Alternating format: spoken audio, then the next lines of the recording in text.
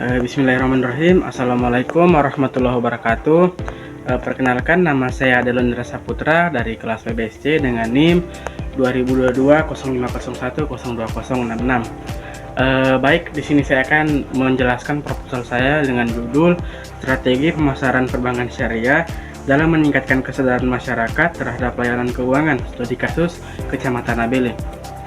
Adapun alasan saya mengambil judul ini yaitu saya ingin mengetahui bagaimana tingkat kesadaran dan pemahaman masyarakat Kecamatan Nabele terhadap layanan keuangan perbankan syariah. Adapun rumusan masalah saya itu yang pertama, bagaimana tingkat kesadaran dan pemahaman masyarakat Kecamatan Nabele terhadap layanan keuangan syariah. Yang kedua itu, apa saja strategi pemasaran yang telah diterapkan dalam perbankan syariah di Kecamatan Nabele untuk meningkatkan kesadaran masyarakat. Landasan teori saya itu yang pertama ada teori pemasaran, yang kedua itu ada teori kesadaran masyarakat, yang ketiga itu ada elemen strategi pemasaran, dan yang keempat itu faktor pendukung penerapan strategi. Adapun metodologi penelitiannya itu yang pertama jenis dan pendekatan penelitian, yang dimana penelitian ini menggunakan jenis penelitian kualitatif yang berfokus pada pemahaman mendalam mengenai strategi pemasaran bank syariah dalam meningkatkan kesadaran masyarakat terhadap layanan keuangan mereka. Pendekatan yang digunakan adalah pendekatan deskriptif dan interpretif yang memungkinkan penelitian ini untuk mendeskripsikan dan menganalisis bagaimana strategi pemasaran bank syariah dalam meningkatkan kesadaran masyarakat terhadap layanan keuangan. Temuan penelitian diharapkan dapat memberikan masukan bagi kebijakan waktu dan tempat penelitian, yang dimana waktu penelitian ini akan dilakukan setelah ujian proposal disetujui dan dikerjakan dalam kurun waktu selama 3 bulan, insya Allah. Tempat penelitian itu akan dilaksanakan di Kecamatan Nabele, Sulawesi Tenggara. Penelitian ini berfokus pada pihak bank syariah, bagaimana strategi pemasaran bank syariah dalam meningkatkan kesadaran masyarakat terhadap layanan keuangan. Adapun data dan sumber data, yang pertama itu dalam penelitian ini data yang digunakan mencakup data primer dan sekunder, yang dimana data primer itu akan diperoleh melalui wawancara mendalam dengan pihak bank syariah di Kecamatan Nabele serta observasi langsung terhadap layanan keuangan syariah. Sedangkan data sekunder itu akan mencakup dokumen dan laporan resmi dari pihak bank syariah terhadap layanan keuangan, serta penelitian terdahulu yang relevan tentang faktor layanan keuangan perbankan ini. Yang ketiga itu teknik pengumpulan data.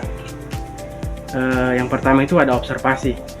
Observasi ini adalah metode pengumpulan data dengan cara mengamati secara langsung kondisi atau situasi di lokasi penelitian.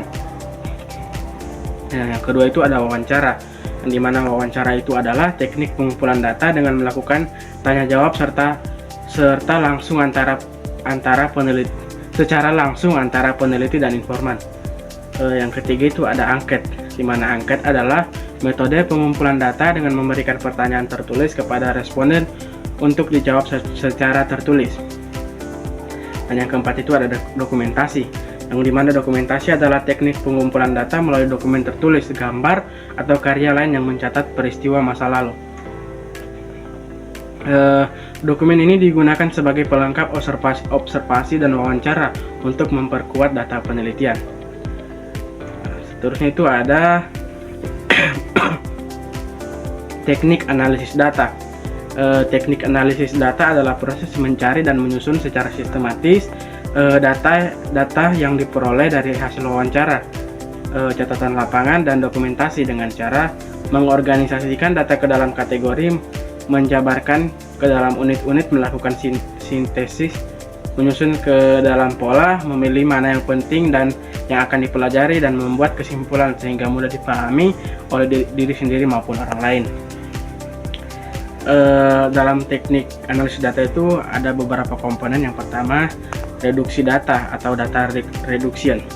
Reduksi data adalah proses merangkum, memilih data penting, memfokuskan pada hal-hal pokok, serta menentukan tema dan pola dari data yang telah dikumpul. Yang kedua itu ada penyajian data. yang dimana penyajian data dilakukan dalam bentuk uraian singkat, bahkan flow chart atau grafik untuk mempermudah pemahaman terhadap data yang telah dikumpulkan. Yang ketiga itu penarikan kesimpulan, yang dimana penarikan kesimpulan dilakukan setelah data dianalisis dan diverifikasi. Kesimpulan awal bersifat sementara dan dapat berubah jika tidak ditemukan bukti yang mendukung. Lanjut itu ada teknik pemeriksaan keabsahan data, yang dimana keabsahan data merupakan standar kebenaran atau data hasil penelitian yang telah menekankan pada data atau informasi dari setiap daripada sikap dan jumlah orang.